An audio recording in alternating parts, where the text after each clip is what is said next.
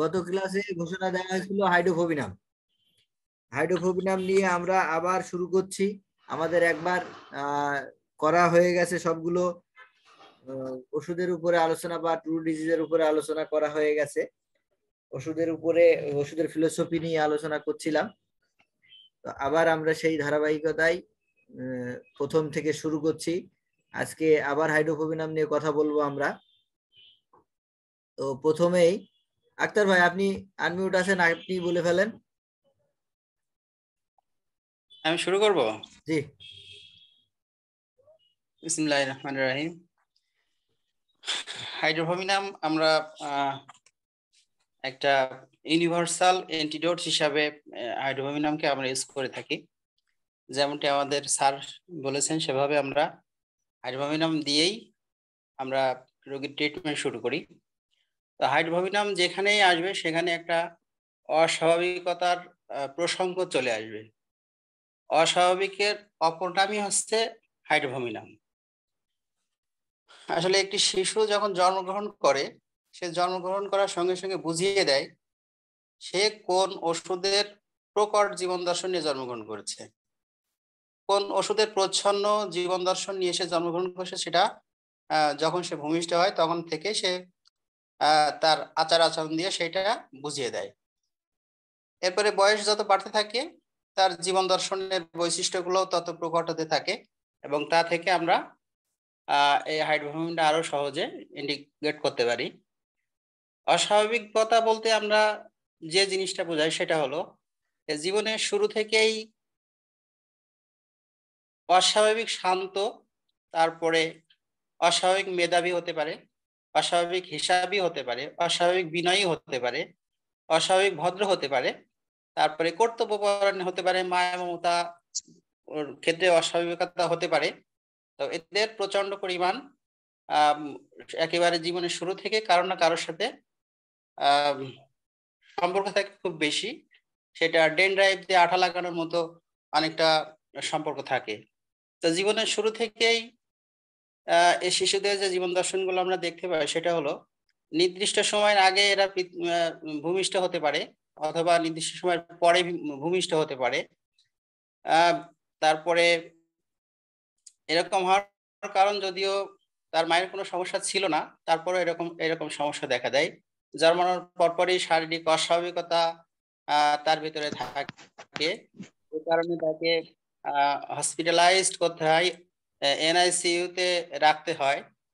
জন্মানোর সময় আমরা জানি শিশুরা স্বাভাবিক অবস্থায় কান্নার সাথে সাথেই এই ভূমিষ্ঠ হওয়ার সাথে সাথে কান্না শুরু করে, কিন্তু হাইড্রোফোবিনামের যে শিশুগুলা সেগুলো ভূমিষ্ঠ হওয়ার সাথে সাথেই কান্নাকাটি করে না, দেরিতে কান্নাকাটি করে এবং পরে দীর্ঘদিন ধরে শিশুর এই অবিরাম কান্না জন্য বাড়ির আশেপাশে বা বাড়িতে লোকজন ঘুমাতে পারে না ঠিক মতো। তারপরে জন্মের পরপরই ভয়ঙ্কর অসুস্থতা ধরা পড়ে। ডাক্তারবাবুরা এই বাচ্চাটাকে নিয়ে বা শিশুটাকে নিয়ে হতাশা প্রকাশ করে যে এই ধরনের শিশুর কোনো চিকিৎসা নাই, এরকম ধরনের চিন্তা চেতনা ডাক্তাররা ধারণা দিয়ে থাকে। এই ভয়ঙ্কর অস্বাভাবিকতা ও অসামঞ্জস্য দৈহিক গঠন এই শিশুদের থাকে। তারপরে শিশুটি ভূমিষ্ঠ হওয়ার সময় বা ভূমিষ্ঠ হওয়ার সময় তার দাঁত, চুল, গোঁফ এইগুলো থাকতে পারে। তো হাইড্রোফোবিনামের শিশুর হাইড্রোফোবিনাম জীবন দর্শন গুলা, যে দুটো জীবন দর্শন থাকে, একটা হচ্ছে ভালো দিক আর একটা হচ্ছে খারাপ দিক। এই ভালো দিক বা খারাপ দিক এই ফিলোসফি গুলো একেবারে আনচেঞ্জ থাকে। ছোটবেলা থেকেই যে খুব ভয়ঙ্কর ধরনের আচরণ সমৃদ্ধ যাদের ভেতরে থাকে তারা সারা জীবনই খুব ভয়ঙ্কর থেকে যায়, এবং যারা খুব বেশি ভালো চরিত্রের বা খুব ভালো জীবন দর্শন, সেই জীবন দর্শন নিয়েই এই শিশুগুলো বড় হয়।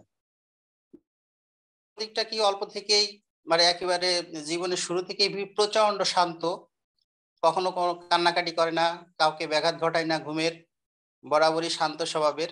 তারপরে ছোটবেলা থেকেই অত্যন্ত বুদ্ধিমান এবং এদের বুদ্ধি বড় মানুষের মতো, অনেক সময় বড় মানুষও এদের কাছে বুদ্ধি নিতে আসে। এদের পড়াশোনার প্রতি প্রচন্ড পরিমাণ আগ্রহ থাকে। এই চরিত্রের এই সমস্ত ভালো গুণগুলোর জন্য সকলকে মানে সকলেই তাকে খুব ভালোবাসে। এরা আবার মানে এদের এই হিসাব কিতাব বা জ্ঞান গরিমানার জন্য বড় মানুষগুলা এদেরকে দেখে এদের কাছে অনেক সময় চাই যে তাদের কাছ থেকে শিক্ষা নিতে চায়। এই যে ভালো দিক এবং খারাপ দিক, এই ভালো দিক এবং খারাপ দিকটা হাইড্রোভূমি নামের মানে প্রচন্ড আকারের ভালো অথবা প্রচন্ড আকারের খারাপ, এইটাই হলো হাইড্রোভূমি নামের একটা গুরুত্বপূর্ণ জীবন দর্শন। এবং এই জীবন দর্শন তার পুরোটা জীবন দর্শনের ভেতরে যে ভয়ঙ্করতা থাকে, যে কারণে আমরা 3টা এইচ এর দ্বারা এই হাইড্রোভূমি নামকে নির্দেশ করে থাকি। সেটা হচ্ছে হরিবল, হসপিটালাইজেশন এবং হাইড্রোভূমি নাম। এইটা হচ্ছে এই হাইড্রোভূমি নামের জীবন দর্শনের মানুষের জন্য এই কথাটা অত্যন্ত মানে কঠিনভাবে প্রযোজ্য। তো এই মোটামুটি হাইড্রোভূমি নাম সম্পর্কে ছোটখাটো একটু ধারণা। ধন্যবাদ আখতারুজ্জামান ভাই, আখতার হোসেন ভাই। এরপরে আমাদের আমিনুল ভাই, আমিনুল ইসলাম ভাই।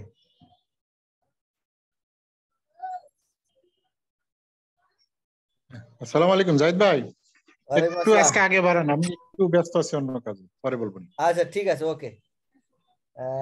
তারপরে মিজান ভাই।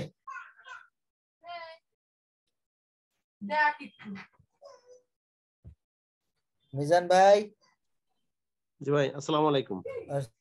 ভাই তো ওই বললেন হাইড্রোবিমানের ভালো সাইড গুলা সবই ঠিক আছে। আমি হাইড্রোবিমানের একটু নেগেটিভ সাইড বলি। এই শিশুরা রেগে গেলে মেঝেতে গড়াগড়ি দেবে, একেবারে ছোটবেলায় তার কন্ডিশনটা হলে নিজের হাতে কামড় দেবে, আর একজনের চুল টেনে ধরবে। শিশু প্রচন্ড জেদি, এত কান্নাকাটি করবে আশেপাশের মানুষ ঘুমাইতেই পারে না। এবং একটু বড় হইলে শিশু হাতের কাছে যা পাবে তাই ছুঁড়ে ফেলবে, ভাঙচুর করবে। এবং এরা যাকে ভালোবাসবে অন্য কেউ ভালোবাসুক এটা সে চায় না, সে তার ভালোবাসার ভাগ দিতে রাজি না। সে ওই মারামারি করবে এবং নিজেকে মারবে, ভাই বোনদেরকে মারবে, খেলার সাথীদেরকে মারবে। হ্যাঁ, সে আসলে বুঝতেই পারে না যে সে নিজে কি করতেছে। তবে একটা জিনিস হলো, সে যখন বুঝতে পারবে তখন আবার সে চুপ হয়ে যাবে এবং নিজেকে অপরাধী ভাববে, তখন আর কথাবার্তা বলবে না। সে চেষ্টা করবে যে নিজেকে সংযত করার জন্য, তার ভিতরে একটা অনুশোচনা বোধ জাগবে। কিন্তু এটা আসলে পার্মানেন্ট হয় না, ওই সময় পর্যন্ত। কিছুক্ষণ পরে আবার যেই সেই ভুলা যায়, ভোলা মনের বেশি থাকে। এদের আর একটা থাকে, এদের মুখ থেকে লালা ক্ষরণ হয়, ঘুমন্ত অবস্থায় হয়, জাগ্রত অবস্থায় হয়। এরা যখন একটু বড় হয়, এরা বড় হয়ে গেলে ভয়ঙ্কর রাগী হয়। এরা আগুন দিতে বা মানুষ খুন করতে দ্বিধাবোধ করে না। বড়রা প্রচন্ড রাগ দেখায়, পরবর্তীতে আবার আফসোস করে। কিন্তু একটা দুর্ঘটনা ঘটানোর পরে তারা আফসোস করে। নিজেরা আত্মহত্যা করার মতো মানসিকতা এদের জন্য কোনো ব্যাপারই না। এই হলো এদের রাগের অবস্থা। আর ভাই যেটা বলছেন যে আসলে অস্বাভাবিকতার অপর নামেই রেবিস সিনড্রোম, এটাই সত্য কথা। এই আর কি, আমি রাগের কথা বললাম, আপনি বাকিটা ইনশাল্লাহ আলাপ করবেন। আচ্ছা ঠিক আছে। আমাদের সরকার ভাই কই? আসসালামু আলাইকুম। আসসালাম সরকার ভাই। আমাদের আক্তার ভাই, মিজান ভাইয়ের কাছ থেকে তো মোটামুটি অনেকটাই চলে আসছে, আর জাহিদ ভাই তো আছি, আমরা কি বলবো। আপনি আমি একটু বলি, যতটুকু সেটা পারেন হচ্ছে যে ততটুকু বলেন। আসলে হাইড্রোভূমির কিওয়ার্ড হচ্ছে হরিবল, হসপিটালাইজেশন আর হচ্ছে ফ্যামিলি ওরিয়েন্টেড। এই তিনটা হচ্ছে তার কিওয়ার্ড। এই তিনটার দিকে যদি আমরা মনোনিবেশ করি, তাইলে আমরা হাইড্রোভূমির মূল চিত্র আমরা খুঁজে পাবো আর কি। তারপরে যে বিষয়টা, সেটা হচ্ছে ছোটবেলায় তারা মা, দাদা, দাদি, নানা, নানি যার কাছেই বড় হয়েছে, তার প্রতি যদি 100 ভাগ ভালোবাসা থাকে, আর আজও যদি 100 ভাগ আমরা পাই, তাহলে আমরা সেটাকে হাইড্রোজেন হিসাবে আমরা চিন্তা করব। আর হাইড্রোজেন এদের সবচেয়ে বড় যে বিষয়টা হচ্ছে, সেটা হচ্ছে আমরা যেখান থেকে হাইড্রোজেনটা আসে সেটা হচ্ছে পিআরএস, পোস্ট রেবিস সিনড্রোম থেকেই আমরা হাইড্রোজেন পাই আমরা, সেটা চিত্রটা। তাই পোস্ট রেবিসটা হচ্ছে যেটা হাইড্রোজেনের মূল বিষয়টা, সেটা অস্বাভাবিকতা। যেখানে অস্বাভাবিকতা পাবো সেখানে আমরা হাইড্রোজেনকে খুঁজে পাবো, তার চিত্র খুঁজে পাবো আমরা।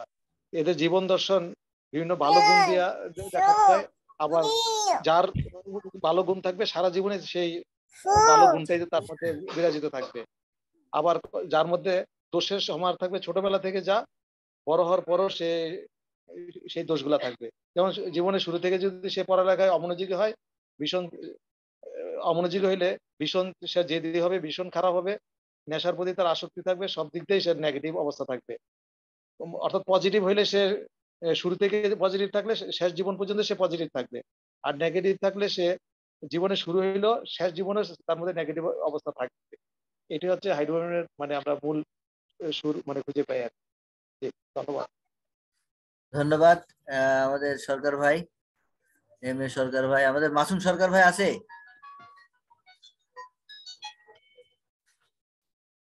বাবুল আক্তার সাহেব, মাসুম সরকার ভাই আছে?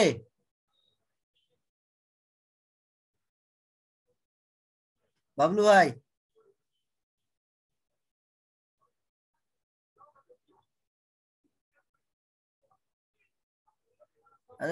হাফিজউদ্দিন ভাই, জাহিদ ভাই আপনার আলোচনা করেন, আমি শুনতেছি। আজকে অংশগ্রহণ করব না, শুনি আমি। আচ্ছা, আর কেউ? হাফিজ ভাই,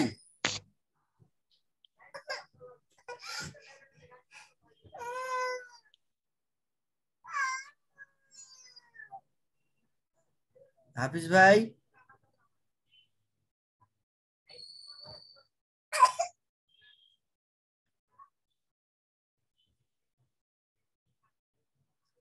মাসুম ভাই তো আছে মনে হচ্ছে, তা সাড়া মাসুম দিল না যে। ওই মাসুম ভাই না, মাসুম সরকার ভাই।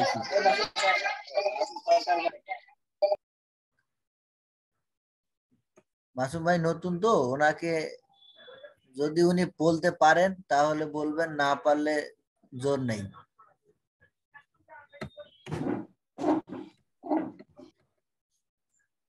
মাকসুর আপা, আপনি বলেন।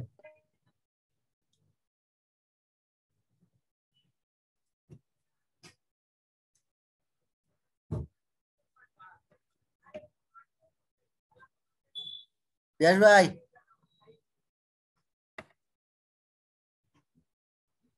আসসালামু আলাইকুম ভাই। আসসালাম, বলেন।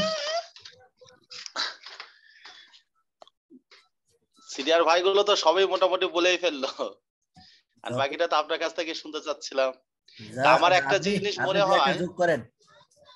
জি জি ভাই, আমার একটা ব্যাপারই শুধু মনে হয় আর কি, যে হাইড্রোফোবিনাম বা রেবিস যে বিষয়টা, এটা একটা অন্য একটি সত্তার উপস্থিতি, যেটা আমাদের সত্তাটাকে শেষ করে দিতে চায়।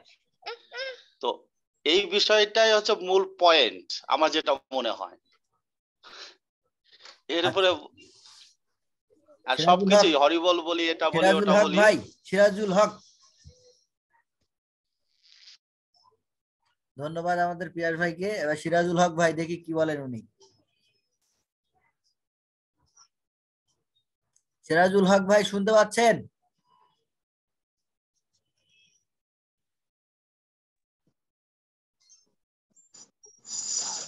আমি কথা বলতে পারবো? হ্যাঁ হ্যাঁ। আর আমার একটা পেশেন্ট, বাবা মা সবাই মা সিজারে ছিল। বাচ্চার বয়স কত? বাচ্চার বয়স হচ্ছে 2.5 বছর স্যার, সিজারে ছিল। হ্যাঁ, তো প্রথম কার্বোভেজ সিএমএ দেওয়া হয়েছিল, মায়ের শ্বাসকষ্ট আছে।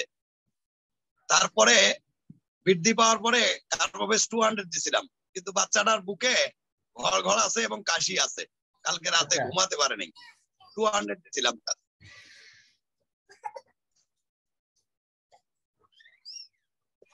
আচ্ছা, তারপরে এখনো বাচ্চাটা হচ্ছে কাশিটা কমছে না স্যার, 2.5 বছর বয়স, বুকে ঘর ঘর আছে, সিজারের বাচ্চা। আর আপনি কি দিয়েছিলেন প্রথমে? প্রথমে কার্বোভেজ সিএম ছিল স্যার, হ্যাঁ, তারপরে 200 ছিল। আচ্ছা, আপনি এখন হাইড্রোফোবিনাম সিএম দেন? আচ্ছা, তার আগে একবার হাইড্রোফোবিনাম সিএম দেওয়া ছিল একবার স্যার, কার্বোভেজ সিএম এর আগে। এখন আবার দেন? আচ্ছা ঠিক আছে স্যার। ওকে, আচ্ছা। ভাই ওনারে সরিনাম দিয়ে হাইড্রোফোবিনামে গেলে ক্ষতি কি? উনি উল্টো পাল্টা করেছেন, তো ওই দিকে না গিয়ে আমরা সরাসরি প্রথমে চলে আসি।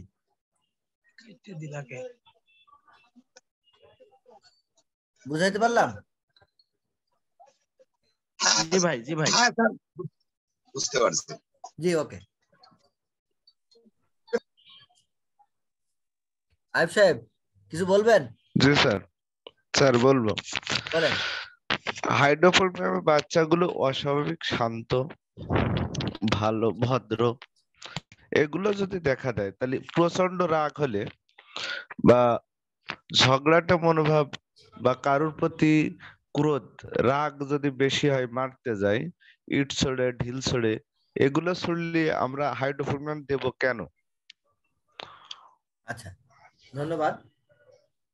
প্রথমে আইব সাহেবের প্রশ্নের উত্তর দিয়ে নিই, তারপরে আমরা সামনের দিকে এগোই। আমরা জানি হাইড্রোফোবিনামের মুদ্রার এক পিঠ যেমন ভালো, মুদ্রার অপর পিঠ তেমন খারাপ।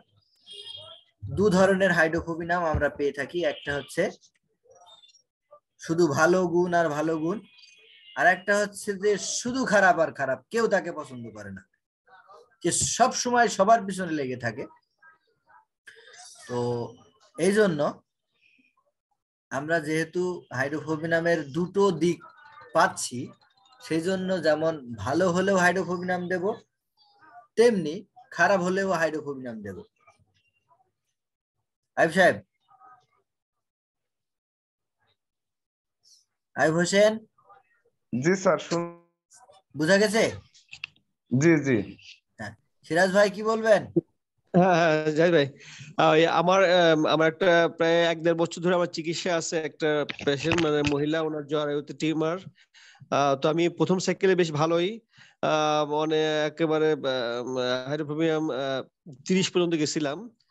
তো পরবর্তীতে সেকেন্ড সাইকেলে আমি থুজা পাই, তো থুজা দেওয়ার পরে সে বেশ ভালো আছে, কিন্তু তার সাদা স্রাবটা বেড়ে গেছে। তো এখন প্রায় 2 মাস হইলো থুজাই চলতেছে, এখন 24 চলতেছে। তো এখন আমি এখন আমি কি করতে পারি, মানে সাদা স্রাবটা বন্ধ হচ্ছে না। আচ্ছা, যখন আমার প্রথম সাইকেলে ছিল তখন কিন্তু সাদা স্রাব ছিল না, কিন্তু থুজার সাথে ওই জিনিসটা ই হচ্ছে না। থুজা কখন থেকে সাদা স্রাব শুরু হয়েছে? ওই থুজা যখন মানে সিএম থেকে শুরু করছে তখন থেকেই। সিএম থেকে শুরু করেছেন তখন থেকেই সাদা স্রাব শুরু হয়েছে, তাই তো? জি জি জি। এখন এটা তার ডিসচার্জ কিনা সেটা তো আপনার বুঝতে হবে। মানে জিনিসটা বুঝলাম না। ডিসচার্জ অর্থ?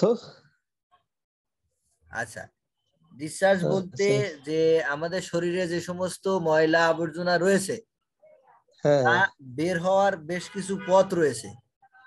হ্যাঁ, তা তো অবশ্যই। হ্যাঁ, যেমন আমরা চিকিৎসা করতে করতে যদি দেখি যে কি হচ্ছে, মানুষটার চুলকানি বের হয়েছে বা দাউদ হয়েছে বা একজিমা টাইপের এই ধরনের কিছু একটা হয়েছে, তখন আমরা কি করি? আমরা বলি যে আপনি অপেক্ষা করেন, আস্তে আস্তে এগুলো ঠিক হয়ে যাবে। এগুলো কেন বলছি? কারণ হচ্ছে এটা এক ধরনের ডিসচার্জ। তেমনি ভাবে কারো অতিরিক্ত আমাশয় হতে পারে, কারো অতিরিক্ত কি বলে সাদা স্রাব হতে পারে, কারো পাতলা পায়খানা হতে পারে, কারো বমি হতে পারে। এইভাবে আমাদের শরীর থেকে বর্জ্য পদার্থগুলো বেরিয়ে যেতে পারে যে কোনো উপায়ে। তো সেই জন্য যেহেতু আপনার আগে ছিল না, থুজা দেওয়ার পরে এটা শুরু হয়েছে, তো আমার মনে হয় একটু অপেক্ষা করলে আস্তে আস্তে এটা কমে আসবে, মনে হচ্ছে ডিসচার্জ হচ্ছে। আচ্ছা, আমার চিকিৎসার আগে কিন্তু ছিল, মানে যখন আমি হাইড্রোফোনিয়াম দিলাম তখন কিন্তু আর ছিল না, হ্যাঁ কিন্তু এখন ঠিক আছে, কিন্তু কিন্তু থুজা দেওয়ার পরে শুরু হয়েছে, এটা ডিসচার্জ হতে পারে, অথবা ইতিপূর্বে ছিল কিনা সেটা খোঁজ নিয়ে দেখেছেন কিনা। হ্যাঁ, আমার চিকিৎসার আগে ছিল। হ্যাঁ, তাহলে ওই ওই জায়গা থেকে আবার চালু হয়েছে, এটাও ঠিক হবে। আপনি যেভাবে এগোচ্ছেন এভাবে এগিয়ে যান। ধন্যবাদ। জি ঠিক আছে। এখন আমরা হাইড্রোফোবিনাম নিয়ে একটু কথা বলি। হাইড্রোফোবিনাম কিভাবে আমাদের প্রথম সাইকেলে আসলো তার একটা ঘটনা আমি গত ক্লাসে, আমাদের গত যে ক্লাস আমরা করেছিলাম সেই ক্লাসে কিন্তু আমরা সেটা নিয়ে আলোচনা করেছিলাম, এবং সেখানে আমি একটু বলেছিলাম। আজকে যেহেতু দু একজন নতুন আছে সেজন্য আমি এই ঘটনাটা আবার পুনরাবৃত্তি করছি। সেটা হচ্ছে যে আমাদের প্রথম যে রুগী আসুক না কেন সেই রুগীর ক্ষেত্রে হাইড্রোফোবিনাম সিএম 1 ডোজ প্রয়োগ করতে হবে। সেই ক্ষেত্রে আমাদের যে যুক্তি সেটা হচ্ছে যে হাইড্রোফোবিনাম নেই পৃথিবীতে এমন কোনো মানুষ পাওয়া যাবে না। কেন যাবে না? কোনো না কোনো ভাবেই তার ভিতরে র্যাবিস ভাইরাস যুক্ত হয়েছেই। এখন কথা হচ্ছে যে র্যাবিস ভাইরাস যুক্ত হতে পারে, তাই বলে প্রথমেই কেন? অন্যান্য মেডিসিনও তো প্রথমে আসতে পারে। সেক্ষেত্রে একটা মাত্র যুক্তি, সেটা হচ্ছে যে আমরা ইতিপূর্বে জেনেছি যে আমাদের স্যার উনি ওনার গবেষণায় দেখেছেন যে শরীরের সাথে প্রথম যে মায়োজোম বা প্রথম যে ট্রু ডিজিজ যুক্ত হয় সেটা হচ্ছে PRS, post rabies syndrome. Post rabies syndrome যুক্ত হয়ে মানুষকে অসুস্থ করে দেয়, এবং সেই অসুস্থতা ধারাবাহিকভাবে চলতে থাকে। একটা পর্যায়ে গিয়ে মানুষকে ধীরে ধীরে আরো বেশি অসুস্থ করে তোলে। তার পিছনে অনেকগুলো কারণ, যেমন একটা অসুখ শুরু হলে সেই অসুখ সারানোর জন্য মানুষ ঔষধ খায়। সে বিভিন্ন ধরনের ঔষধ খেতে পারে, সেই ঔষধটা যে সাইড ইফেক্ট আছে সেই সাইড ইফেক্ট দূর করবার জন্য আবার আরেকটা মেডিসিনের প্রয়োজন হয়। ওই মেডিসিনের সাইড ইফেক্ট দূর করার জন্য আবার আরো একটা মেডিসিন। এভাবে মেডিসিনের সংখ্যা বাড়তে থাকে, মানুষের সুস্থতার সংখ্যা, সুস্থ হওয়া দিনগুলোর সংখ্যা, সুস্থ থাকা দিনগুলোর সংখ্যা কমতে থাকে। যার জন্য আমরা প্রথমেই হাইড্রোফোবিনামকে প্রথম প্রেসক্রিপশন হিসাবে রাখছি। এর পেছনে আরো একটা কারণ আছে, সেটা হচ্ছে হাইড্রোফোবিনাম একটি বহুমুখী ক্রিয়াশীল ঔষধ। হাইড্রোফোবিনাম আমরা হাইড্রোফোবিনামকে যেমন ঔষধের যে ক্ষতিকারক দিক দূর করতে দেখি, তেমনি ভাবে অ্যান্টি টিউবারকুলার মেডিসিন হিসাবেও কাজ করে। তো সেই জন্য বহুমুখী দিক থাকার ফলে আমরা হাইড্রোফোবিনামকে প্রত্যেকটা রোগীর প্রথম সাইকেলের প্রথম মেডিসিন হিসাবে নির্বাচন করি। হাইড্রোফোবিনাম নিয়ে আপনারা ইতিপূর্বে আমাদের বেশ কয়েকজন ভাই চমৎকার আলোচনা করেছেন। আমি একটু একটু করে টাচ দিয়ে সামনের দিকে এগিয়ে যাব। হাইড্রোফোবিনাম শুরু হয় জাইগোট থেকেই। ডাক্তার কেন সাহেব বলেছেন, যখন একটা মানুষ জন্মগ্রহণ করে সে তার সমস্ত রোগ নিয়ে জন্মগ্রহণ করে, শুধুমাত্র পরিবেশ পরিস্থিতির কারণে বিভিন্ন সময় বিভিন্ন অসুখ তার আক্রমণ করে থাকে। এখানে কোনো অসুখ কিন্তু মানুষ অর্জন করতে পারে না, সেটা কেন্ট সাহেবের এই কথা দ্বারা স্পষ্ট। আমরা জেনেটিক ভাবে যেগুলো নিয়ে আসি সেইগুলোতেই বিভিন্ন সময়ে বিভিন্ন লক্ষণ হিসাবে বিভিন্ন রোগের নামে প্রকাশ পেয়ে আমাদেরকে কষ্ট দিয়ে থাকে। যদি আমরা আমাদের ব্লাড দেওয়ার অভিজ্ঞতা থেকে থাকে তাহলে ব্লাড দেওয়ার আগে একটা টেস্ট করতে হয়, সেই টেস্টে দেখা যাচ্ছে সব নন অ্যাক্টিভ লেখা থাকে। তো সেই নন অ্যাক্টিভ মানে কি? মানে হচ্ছে এটা ভিতরে আছে কিন্তু ঘুমন্ত অবস্থায় আছে বা রিসেসিভ অবস্থায় আছে। যদি ওটা প্রিডমিনেন্ট হয় তাহলে সেই সমস্ত রোগগুলো আমাদের দেহের মধ্যে কষ্টকর লক্ষণ তৈরি করবে। যেহেতু কষ্টকর লক্ষণ তৈরি করে নাই, সেজন্য তারা রিসেসিভ অবস্থায় সমস্ত রোগ, সিফিলিস, গনোরিয়া, তারপরে এই বেশ কয়েকটা রোগের টেস্ট করা হয়, সেই টেস্টে দেখা যায় সবগুলো নন অ্যাক্টিভ হিসাবে আছে। তো যার কারণে কেন্ট কিন্তু বলেই দিয়েছেন আগেই যে আমরা যখন জন্মগ্রহণ করি তখন সমস্ত রোগ নিয়ে জন্মগ্রহণ করি। তো সেই হিসাবে আমাদের কোনো রোগ অর্জন করা সম্ভব নয়। আর হাইড্রোফোবিনামের বাচ্চারা যখন জন্মগ্রহণ করে তখন জন্মের সাথে সাথে কান্না করতে পারে, আবার জন্মের সাথে সাথে কান্না না করে কিছু সময় পরে কান্না করতে থাকে এবং সেই কান্না যেন থামতে চায় না। আবার কি হয়, কিছু সময় পরে অনেক কষ্ট করে অনেক চেষ্টা করার পরে বাচ্চা কান্না করলো, তারপরে কিছু সময় পরে থেমেও গেল। আমরা যত বাচ্চাকে দেখব জন্মের পরেই তাদেরকে বিভিন্ন হসপিটালে বিভিন্ন ডাক্তারের কাছে নিয়ে দৌড়দৌড়ি করতে হচ্ছে, সেগুলো কনফার্ম হাইড্রোফোবিনাম নিয়ে পৃথিবীতে জন্মেছে। এবং তাদেরকে অবশ্যই হাইড্রোফোবিনাম দিতে হবে। তবে এই ক্ষেত্রে একটুখানি বলার, সেটা হচ্ছে যে হাইড্রোফোবিনাম এই সমস্ত বাচ্চাদের দিলে আমরা কিন্তু কি করতে পারি, মানে বৃদ্ধি দেখতে পারি, বৃদ্ধি হবে এমন হতে পারে। তো যার জন্য আমরা এইসব বাচ্চাকে হাইড্রোফোবিনাম দিয়ে যদি বৃদ্ধি পাই তাতে আমাদের ভয় পাওয়ার কোনো কারণ নেই। কারণ কি, আমরা সিএমএ বৃদ্ধি পেলে সাথে সাথে 200-তে চলে যাব। তো সেখানে আমরা দেখতে পাবো আস্তে আস্তে কমে আসবে তার কষ্টকর লক্ষণগুলো। এরপরে কিছু বাচ্চা পাওয়া যাবে যাদের কোনো অনুভূতি হচ্ছে না। কিরকম অনুভূতি? প্রস্রাব করেছে, প্রস্রাবের উপরে ঘুমিয়ে আছে, বাথরুম করেছে, ওর পরে ঘুমিয়ে আছে, কোনো কান্না নেই।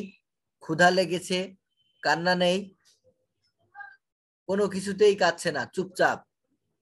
বাড়িতে নিয়ে যাওয়ার পরে পাশের বাড়ির লোকজন বলছে তোমাদের বাড়িতে ছোট্ট বাচ্চা আছে, সেটা তো বোঝা যায় না, কারণ কি সে রাতে বা দিনে কখনোই কান্নাকাটি করে না।